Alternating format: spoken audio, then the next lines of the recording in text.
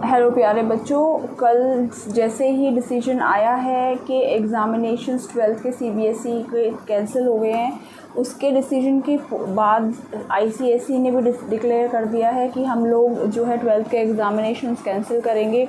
Haryana board ने भी जो है डिक्लेयर कर दिया है कि उनके एग्ज़ाम्स भी कैंसिल होंगे। उसके अलावा जो है गुजरात से भी एग्ज़ाम का डिक्लेरेशन आ गया है कि कैंसिल हो गए हैं। मध्य प्रदेश का भी आ गया है। कुछ स्टेट से अभी भी कोई डिसीजन नहीं आया है। वहाँ पर के बच्चे परेशान हैं कि क्या होगा।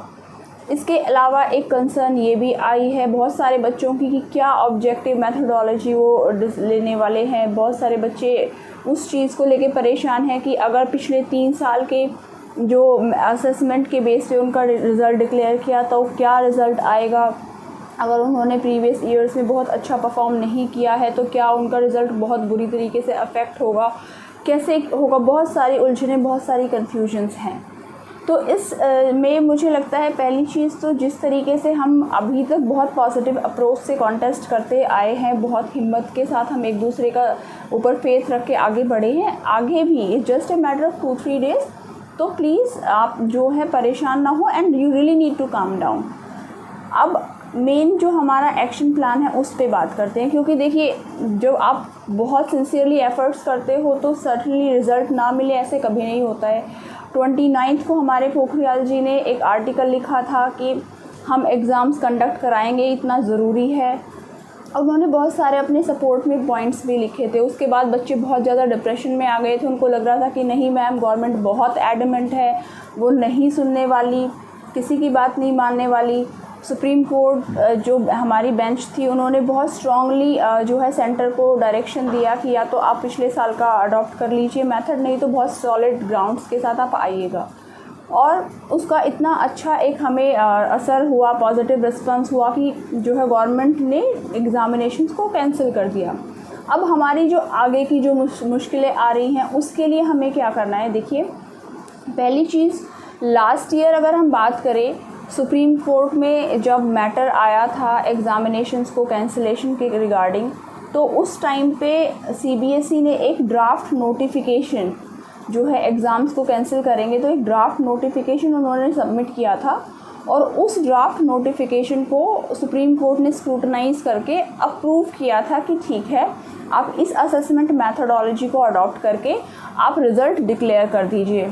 और उसी ड्राफ्ट नोटिफिकेशन में जो है सीबीएसई ने ये मेंशन किया था कि वो रिज़ल्ट जो है क्लास 12th का जो है 15 जुलाई को डिक्लेयर कर देगी, ताकि जिन बच्चों को अपनी फर्दर स्टडीज़ के लिए एडमिशन चाहे वो इंडिया में लेना है या बाहर की यूनिवर्सिटीज़ में, वो ले पाए, उनको कोई प्रॉब्लम ना हो।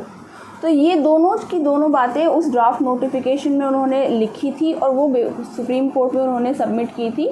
उसकी वजह से सबसे बड़ा बेनिफिट ये हुआ था कि फ़र्दर जो लिटिगेशंस होती हैं चैलेंजिंग द मैथोडोलॉजी या किसी और पॉइंट्स पे या रिज़ल्ट डिले कर दिया है, उसका सारा स्कोप ख़त्म हो गया, तो बच्चों का नुकसान नहीं हो पाया। अब इस साल अभी तक जो है सेंटर ने ये तो डिक्लेयर कर दिया है कि वो एग्ज़ाम्स कंडक्ट नहीं कराएंगे, सीबीएसई के एग्ज़ाम कैंसिल कर देंगे। लेकिन कौन सी क्या अप्रोच को और मेथोडोलॉजी को अडॉप्ट करने वाले हैं रिज़ल्ट डिक्लेयर करने के लिए, कब रिज़ल्ट डिक्लेयर करेंगे, कोई स्पेसिफ़िक डेट वो नहीं दी है। तो क्योंकि अभी कंसर्न ये बहुत बड़ी है, क्योंकि अगर आप 10th क्लास का देखो तो 10th क्लास का 14 अप्रैल में इन लोगों ने गवर्नमेंट ने डिक्लेयर कर दिया था कि हम एग्ज़ाम्स को कैंसिल कर देंगे। और उसके बाद it's been more than 1.5 month, अभी तक उनका रिज़ल्ट नहीं आया है। और जो मैथोडोलॉजी उन्होंने 10th का रिज़ल्ट डिक्लेयर करने के लिए डिसाइड की थी, वो भी अभी जो है उसको चैलेंज किया जा चुका है, दिल्ली हाई कोर्ट में पिटीशंस पेंडिंग है। तो इसकी वजह से वो रिज़ल्ट फर्दर डिले होगा।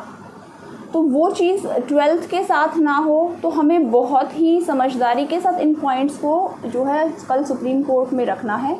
मैंने बहुत अच्छे से कुछ अच्छे पॉइंट्स को जो है I have prepared my brief.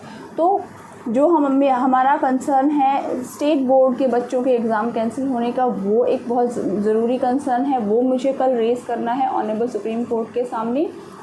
एक स्पेसिफिक टाइम, एक डेट डिसाइड कर दे, वो कंसर्न।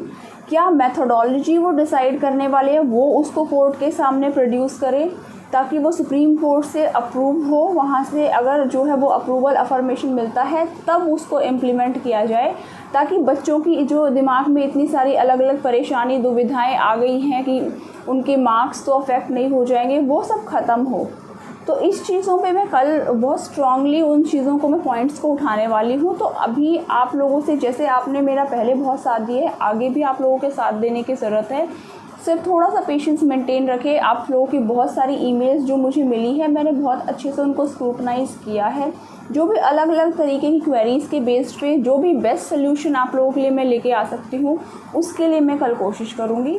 तो प्लीज़ आप आराम से थोड़ा पेशेंटली घर पे फैमिली के साथ टाइम स्पेंड कीजिए। बाकी सारा काम जो करना है, that I will certainly take care.